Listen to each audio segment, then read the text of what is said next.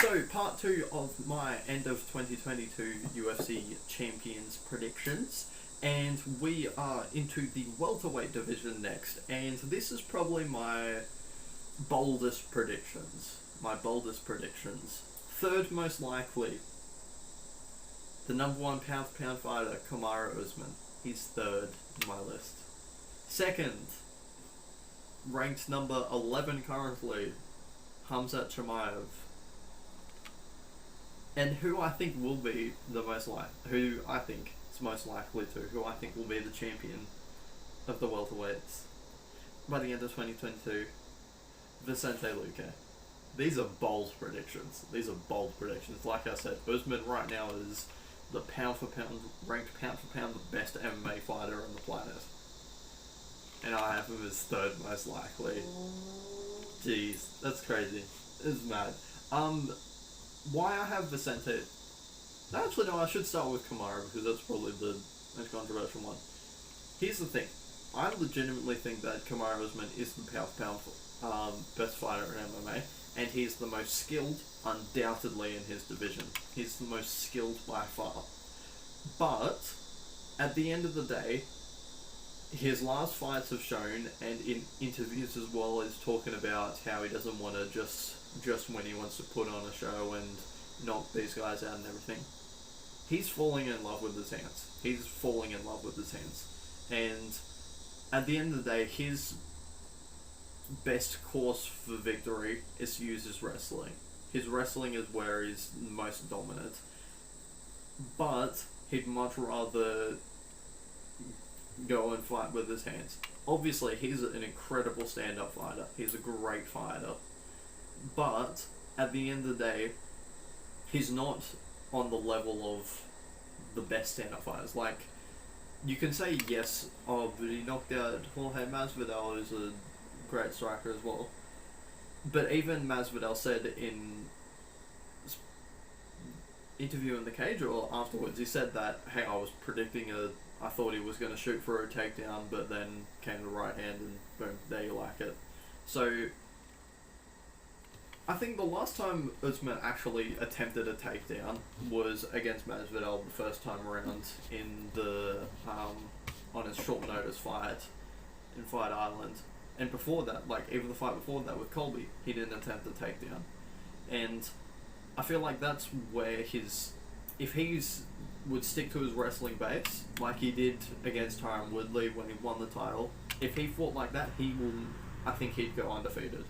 But he's going down a route of, I want to entertain more than I care about winning. So, I want him to prove me wrong. I really like Usman. I think he's a fantastic fighter, but I feel like he's fallen in love with his hands too much. Number 2 most likely, I have KHAMZAT CHIMAEV. Like I said, next year, regardless of whether KHAMZAT gets the title or he loses, it's going to be so cool because we get to see what level KHAMZAT really is. Because you can...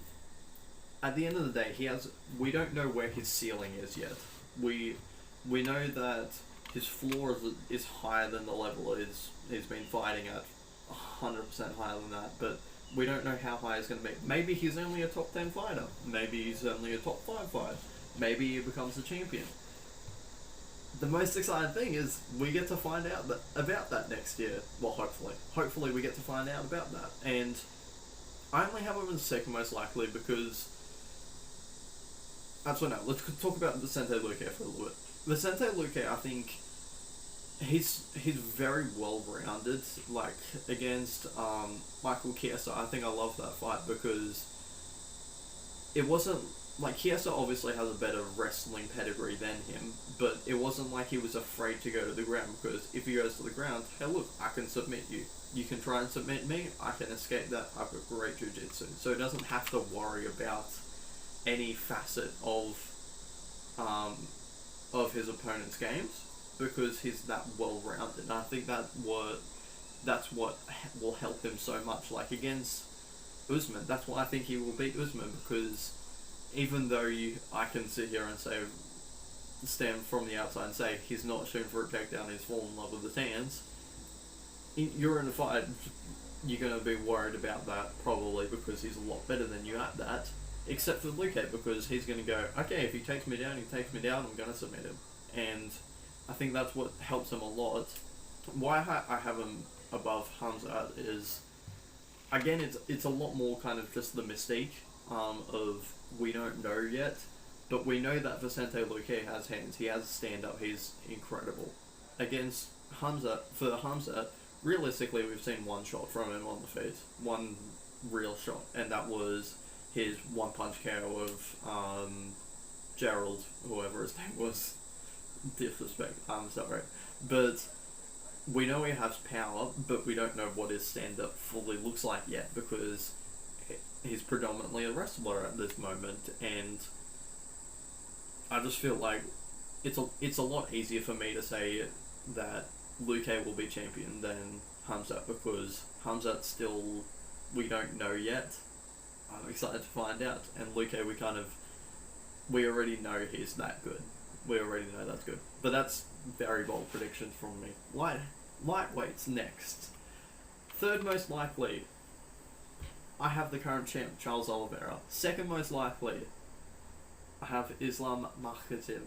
And the most likely, who I think will be champion, the lightweight champion 2022, Justin Gaichi. I think undoubtedly again, I'm very high on him. I think he is the best lightweight in the world. I just feel like his violence that he brings into each fight is just, it's too much for nearly everyone to handle, and I feel like that's purely his strength. And I think,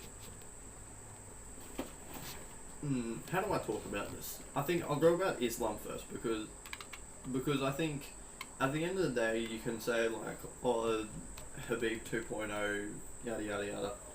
Islam has the mystique. I don't know how to put this into words. Islam is like Khabib in the fact that he will get down there and absolutely dominate you. He won't let you have a chance to win the fight. Basically, every single facet he wants to shut you down and just smash you and dominate you. That's his game plan. And you can look at that and go, hey, but Khabib did that exactly to Justin Gaichi, and if Islam's just as good as Khabib, then why won't the same fate happen to Justin this time around against Islam? But I think it might just be the mystique and the aura, but at the end of the day, Khabib was impenetrable. He was unbreakable, and you could see that especially against that Justin Gaichi. Justin Gaichi breaks down every single opponent he goes up against. Like, I remember his response, like, even when he lost to Dustin Poirier, he may have lost, but he still broke him. He was saying, like, after the fight, I could walk around and talk to the fans. He was stuck in crutches for, like, the next week or something. He's going to absolutely batter you. And what did Khabib do? He walked straight through that fire. And for Islam, I just don't think he's going to be able to do that, because obviously he's been knocked out before, so I think a little bit of that mystique is not there, because I've seen him be knocked out, I've seen him be beaten, and I could be completely wrong and he walks through Justin Gaichi, but that's just how I see it. Third one, I think Charles Oliveira I think he's a tremendous fighter, one of the best in the world. That's why I think he will beat every other opponent. But Islam's not just hype; he's that good. And Justin Gaichi is, like I said, I think he's the best lightweight in the world. Next division we have the men's. I nearly said flyweight. Men's featherweight division. Like I said, this is very similar to the middleweight division for me. You have all the contenders. Then you have Max and Alex. Then, like I said, the same thing for the middleweight. I cannot think of three people who could be champion. I can only think of Max and Alex, Max Holloway and Alex Volkanovski being champion. No one else in the world no one else in that division I can safely say I think they have a chance. I don't. But I think it's going to be the exact same as it is right now. I think second most likely is Max Holloway, and most likely is Alex Volkanovski. Obviously, Alex is 2-0 against Max Holloway. I don't care what any fucking trolls want to say. Watch the fight without the commentary of anytime Max would look like he lands and them going, oh, Max is winning this, yada yada yada. Alex won that fight. Max won 1, 2, Volker won 3, 4, and 5, but whatever. He's even the first one, he absolutely dominated Holloway, and I can't wait to see their trilogy. I think obviously I'd love to just watch them fight over and over again. They create such fun fights. I think they're both incredible, but at the end of the day, I just think Volkanovski's on a higher stool than Holloway. That's all it is. And women's featherweight. Here's the thing. Similar. I don't see there's contenders, but then there's Nunes. I think even after she lost to Pena, there's not a chance in hell anyone dethrones her at featherweight. And I just think. But here's my bold prediction: if the featherweights are there by the end of the 2022, Amanda's going to be champion 100%, 100%. But I don't think the women's featherweight division will stay there. At the end of the day, that division was created for Cyborg, to get her into the UFC and get her in big fights, making some big money.